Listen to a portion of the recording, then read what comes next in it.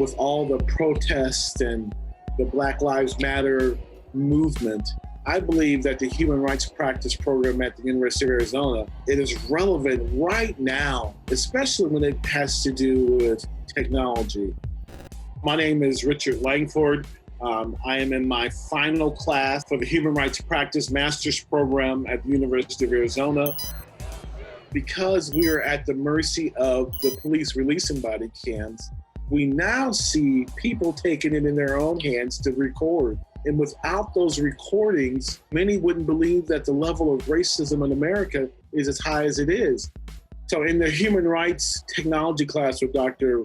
Victor Brightberg, there's a fine line between Big Brother watching you and using technology as a surveillance to uncover bad actors. I'm Victor Brightberg, and the course that I teach for the HRTS program is Advancing Human Rights Through Technology. This class focuses on new information and communication technologies, everything from satellite imaging and artificial intelligence to facial recognition technologies, everyday mundane technologies like our smartphones and social media. A running tally from our partners at Bellingcat has tracked over 100 cases of police abuse against journalists in the U.S. over the past few days. We're looking at video feeds, satellite imagery, and social media to break down the details of how police have been targeting the press. We want to bring the voices of those who develop technology and the voices of those who use the technology. We want them to be in conversation with each other. For a certificate program like this one, now is an excellent time to not only reach out to those already doing work on the ground in these spaces, but there are more and more students that would like to have added certification and tools to then go out into the world and fight inequality and threats to social justice in their own way. There are programs that develop technologies that will be in the service of human rights. There are programs that train human rights defenders. What we're doing is that we are offering this program entirely online.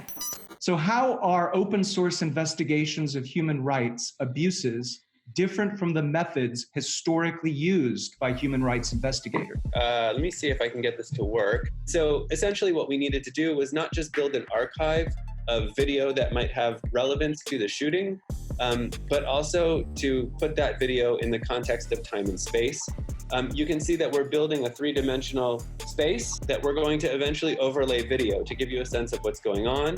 One of our goals is definitely to make human rights defenders more literate about the technologies and how they work. We want them to be exposed to practitioners who are leading the way with the folks that are developing technologies. Now, on the other hand, with the folks that are developing technology, we want those students to learn about and be conversant in the issues that human rights defenders face in the work that they do.